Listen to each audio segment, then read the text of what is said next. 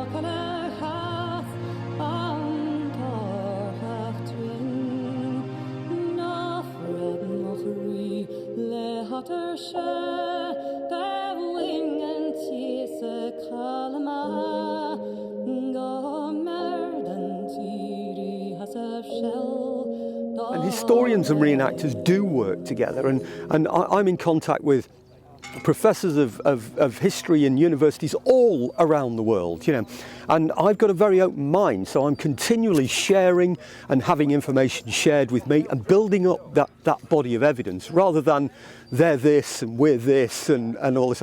And it works, especially now with the internet and forums like, I don't know, all sorts of different social media forums that you've got, that you can set up groups and you can get like-minded people together in those and share those elements of information, so that's part of the excitement for me, I think.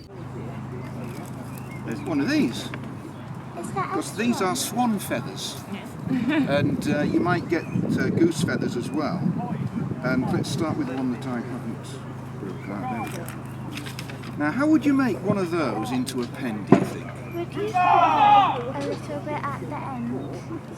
This young lady knows a lot. Now that's a nice soft one. And I use the soft one just for the end, just to make sure all the dust is away. This one's when it's all cluttered and it's... Half a teaspoon of baking powder, and then I use my grease to polish. Yeah, I think the jets were just a bit clogged. Oh, okay. You'll notice my hair is all hanging down now. So what I'm going to do is I'm just going to put my forage cap on now, which is basically my off-duty hat, which I'll stick on there just to hold it tidy for now until it gets queued properly. And it'll be queued for every year of service, up to a maximum of 7 years for a soldier. So I'd be looking at that queue being about 7 to 9 inches long, because hair grows over an inch per year, and that will denote my length of service. So when you see the length of my queue, you'll think he's a veteran, So the soldiers are very proud of having these queues. If I could avoid all the plagues and ailments of the time, I think it would be the 18th century for me, is where I would want to go. It's the interest that I have the most. I'd love to go and fully immerse myself in that world. You can only do so much with reenactment to immerse yourself in it, but to actually experience it firsthand, the 18th century. What we're going to do this afternoon is to show you a typical company of the American Army in the early years of the Revolutionary War. Company. Wheeling upon the right. March. Take aim. She starts when it wasn't that noisy. So the plan is Hill start things, yes. yelling at people. I slap you in the face and yell at you. I didn't do nothing. Then I go back to you. Leave it, Billy. You meanwhile go and hide, but you spot him. Yeah, we'll begin marching up once you've told us. Will Yeah. you meet us halfway and be like, I found Tell you Grandad? where he I is. found a rebel. And then when you get So this close, is do a Ross. little bit of a chase thing. Yeah. and then bring him back to We'll do a little bit of chase. Bring you back round in hand, bayonets fixed. Yeah. Tell everyone why you're a bad person. King George is oppressing us! The man is a tyrant! Where is this ridiculous traitor? He's gone! Redneck! Tyrant! Oppressor! Arrest that man! Take note! This man has spoke against the king. God bless King James! Silence! He will be cast into iron shackles and left to rot. That's a war crime. No, it's just literally... 3, 2, 1, go. Oh.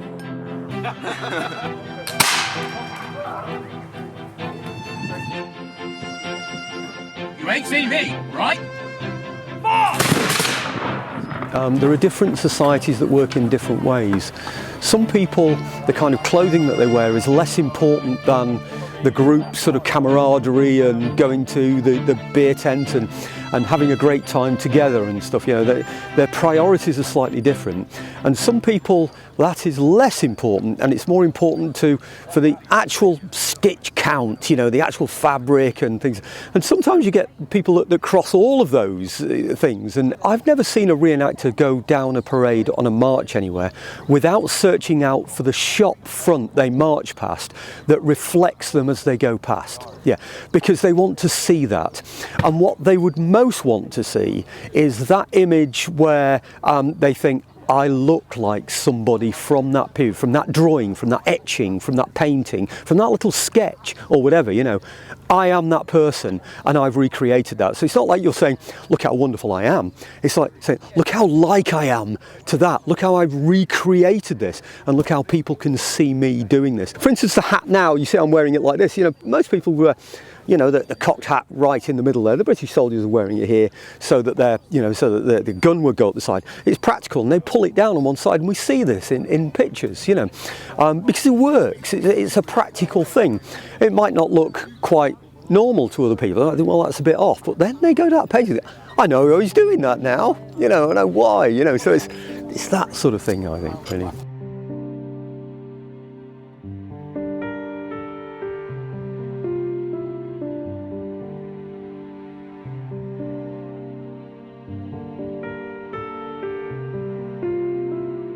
A period in history, a 17th century period, I think I would choose. And I would choose the rallying of the King's Standard in Nottingham at the beginning of the English Civil War.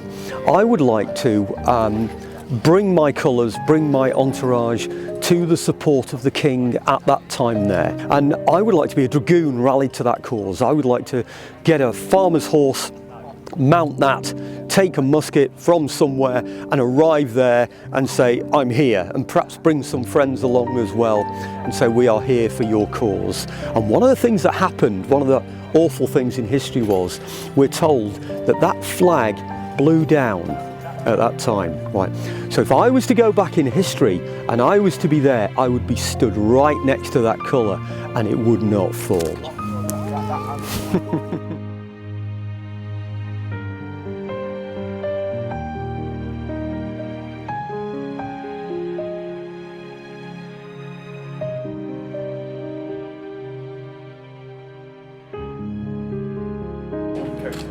Looks like you're doing patter cakes. Knock chops. 3, 2, 1, knock chops.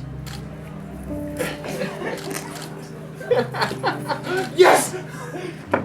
Over in the name of the king. I'm going to guide you to your... Taxes, now! You ain't seen me.